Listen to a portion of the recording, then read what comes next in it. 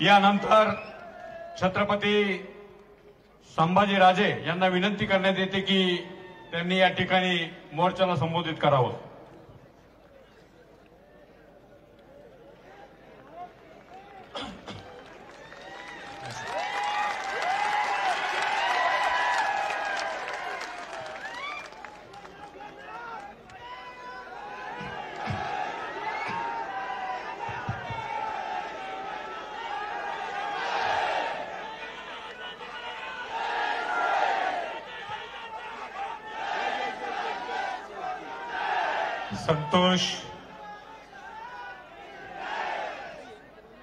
संतोष देशमुखांना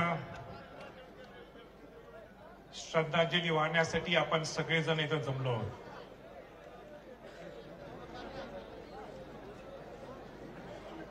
आता लोकशाही निर्माण झालेली आहे आणि लोकशाही निर्माण झाली असल्यामुळे मी मनोज जरांगे पाटलांना सांगितलं की तुम्ही शेवटी बोला, मी अगोदर बोलतो. पण त्यांनीही त्यांचा मोठेपणा दाखवला की संभाजीराजे असतील मोठे, पण त्याच्यापेक्षा मोठं ते घराणं आहे आणि म्हणून त्या घराण्याच्या वतीने सुद्धा मी त्यांचा मनापासून आभार व्यक्त करतो. संतोष देशमुखांची हत्या झाली. मी महाराष्ट्रात नव्हतो आणि मला असं वाटलं की आपण तिथं का नाही, महाराष्ट्रात लगेच पोहोचणं गरजेचं आहे. आणि महाराष्ट्रात पोहोचल्यानंतर पहिल्यांदा संतोष देशमुखांच्या घरी गेलो, त्यांना सांत्वन करण्यासाठी त्यांच्या घरच्या लोकांना. मला 2 मिनिटं विराज पाहिजे, 2 मिनिटं विराजला घेतो.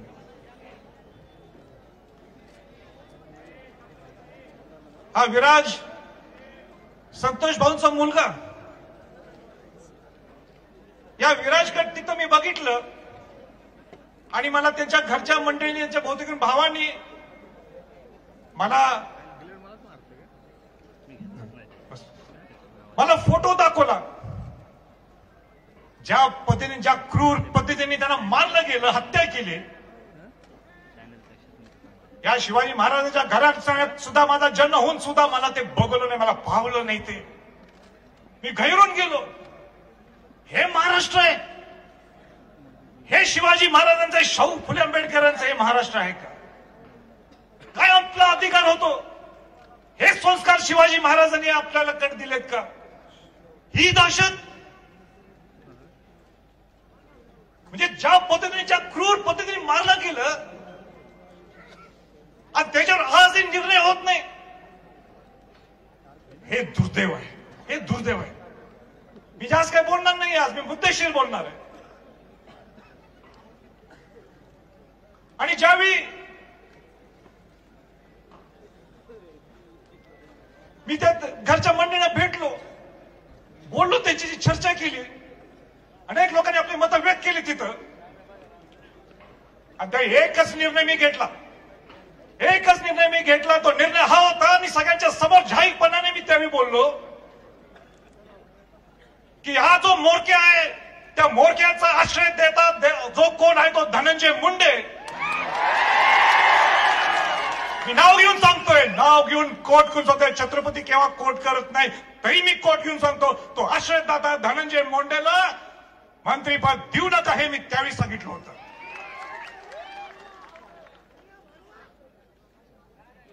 पण मला माहित नाही त्याचा राजीनामा घेतील काय, देतील, त्याला हकलपट्टी करतील. पण बीडच्या सगळ्या जनतेतल्या लोकांना मला हे सांगायचं आज, आणि ते सांगण्यासाठी मी इथं आलोय. आणि ते म्हणजे, जर का त्याला पालकमंत्रीपद दिलं तर हा संभाजी छत्रपती घराणा बीडचं पालकत्व घेणार.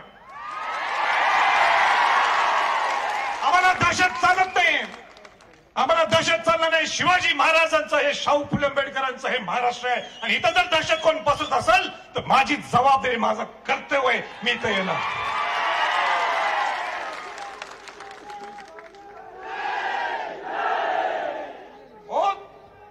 काय चाललंय, काय चाललंय? आपल्याला बीड बिहार करायचंय का? बीड बिहार करायचंय? मग आपल्याला इथं सगळ्यांनी आता रस्त्यावर उतरल्याशिवाय आपल्याला दुसरा पर्याय नाही. हे महाराष्ट्र आहे आपलं, हे बीड आपल्याला, हे बिहार नाही आपलं, हे महाराष्ट्र आहे. बीडवर आमचं प्रेम आहे. हो तिथं 19 दिवस झालेले. किती दिवस झालेत? 19 दिवस झालेत. आरोपी सापडत नाहीत. ते 3 आरोपी सापडत नाहीत अजून. आणि त्यांचा मोरक्या, मला शब्द हा मी धरून घेतला, हा मोरक्या त्यांचा आहे. कसा मोरका आहे तो सगळ्यांनी इथं वक्त्यांनी सांगितलं. तो मोरक्या बिंदासपणाने इंस्टाग्रामवर त्याची पोस्ट होतो, मी दर्शनाला गेलोय. हे कसं चालतंय हो? मला मुख्यमंत्र्यांना विचारायचंय, सरकारला विचारायचंय, हे कसं तुम्ही चालून घेता? तुम्ही स्वतः विधानसभेच्या पटलावर मुख्यमंत्री काय बोलतात? एसआयटी लावणे मानतात. ठीक आहे, त्या एसआयटीवर मी बोलतो, पण हे सुद्धा बोलून दाखवतात त्याच टोन मध्ये, त्याच लाईन मध्ये, की हा मोरक्या खंडनीत दोषी आहे. हे कोण बोललंय? मुख्यमंत्री महोदय त्यांच्या भाषणात बोलतात. मग त्या मोरक्याला अजून अटक का झाली नाही? आपला प्रश्न सर्वांच्या वतीनं सरकारला.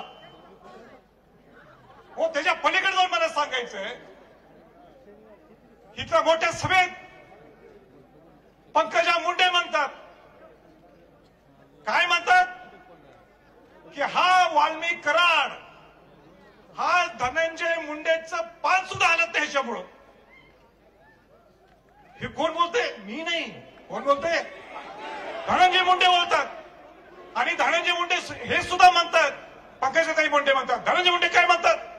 माझे आणि त्यांचे जिव्हाळ्याचे संबंध आहेत, माझे त्यांचे घरचे संबंध आहेत, आमचे त्यांचे व्यवहारिक संबंध आहेत. आणि त्याच्या पलीकडे जाऊन मला सांगायचंय की त्याला, या मोरख्याला वटमुक्त्यार पत्र सुद्धा दिलेले आहेत व्यवहार करण्यासाठी. ज्या माणसाला वटमुक्त्यार पत्र दिलं, कोणाला दिलं जातं वटमुक्त्यार पत्र? जो विश्वास होय त्याला दिलं जातं. मग का आताचा हा मंत्री का जबाबदारी घेत नाही वाल्मिक कराडला अटक करण्यासाठी? त्याला माहित नाहीये कुठे दिवस रात्र एकमेकाशी बोलतात, कुठं काय करायचे, कसे पैशाचे उलाढाल करतात, हे सगळ्यांनी सांगितलं तुम्हाला. पण त्याला माहित नाही. माहित नाही कुठे ठेवलंय? सगळं ठेवलंय, सगळ्यांना कल्पना आहे, पूर्ण महाराष्ट्राला जी कल्पना आहे. पण आता आम्ही कदापि ही दहशत खपवून मुळीच घेणार नाही.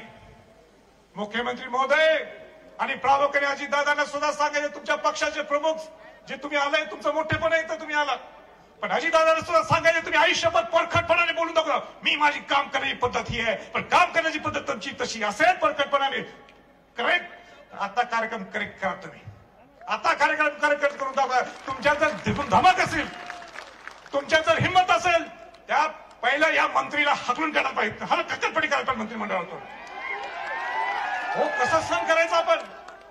एक एक क्षण मी तर आल्यानंतर मला दुसरा तो फोटो दिसत होता.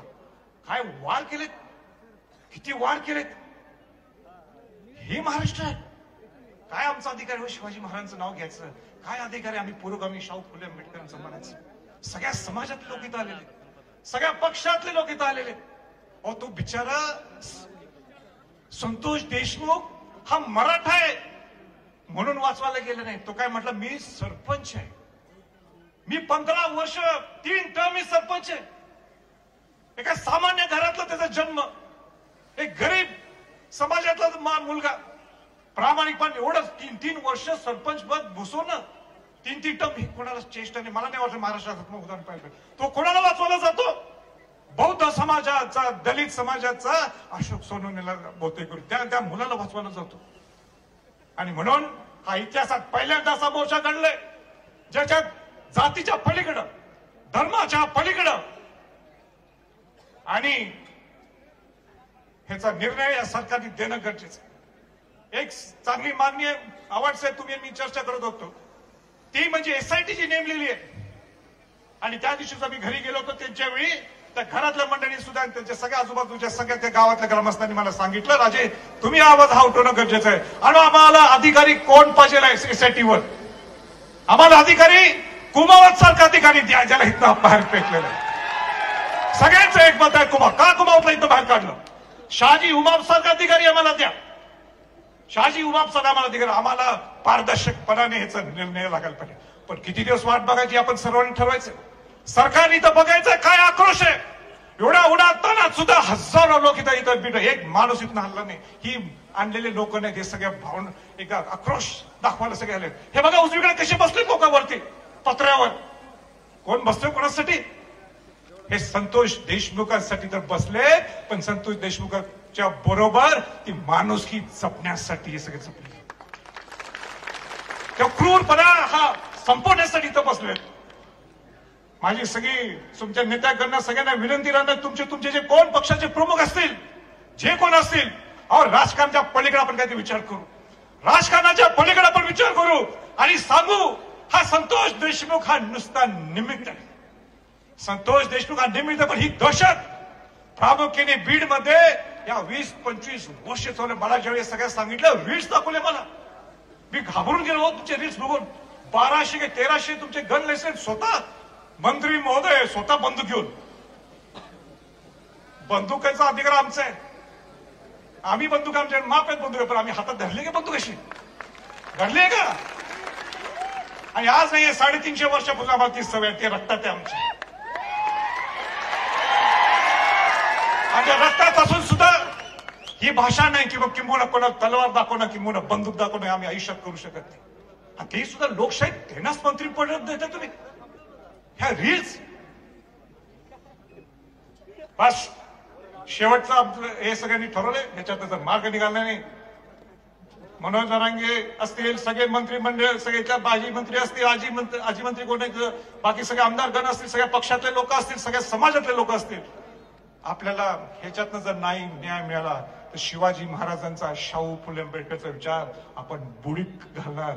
हा माझा सगळ्यांना मेसेज आहे. हा महाराष्ट्राचा माझा एकच मेसेज आहे. मी मोठा नाहीये, परत एकदा सांगतोय, छत्रपती घराणं मोठं आहे. आणि छत्रपती घराण्याचं नाव आणि त्याचे संस्कार आपल्याला जपायचे असतील तर माझ्यासारखा सुद्धा संभाजी छत्रपती, संभाजीराजे नाही, संभाजी छत्रपती सुद्धा हा तुमच्या बरोबर असणार आहे, तुमच्या शेवटच्या घटकापर्यंत असणार आहे. या न्याय म्हणून देण्यासाठी आपलं सहकार्य असणार आहे. मी काय काय करणार आहे मी इथं बोलणार नाही. ते विराजला माहित आहे, त्यांच्या भगिनींना माहित आहे, त्यांच्या भावांना सुद्धा माहित. मी त्या दिवशीच बोलून आलेलो त्यांना. मी तर मी ते बोलून मी छोटपणा करणार. मी जबाबदारी काय घेतली मी त्यांनाच सांगितलंय, बाकी कुठल्या नेत्याकडनं मी पेपरला सुद्धा सांगितलं, बोलून दाखवलं नाही, किंवा प्रेस मीडियाला सुद्धा मी सांगितलं नाही. आणि तो जो दिलेला शब्द माझा ताई आणि विराज हा माझा शब्द आहे. आणि परत एकदा आपल्याला सगळ्यांना श्रद्धांजली व्हायची म्हणून कोणी इथनं हलू नका. बाकी सगळे संयोजक सांगतील. एवढं बोलून थांबतो. जय हिंद, जय महाराष्ट्र.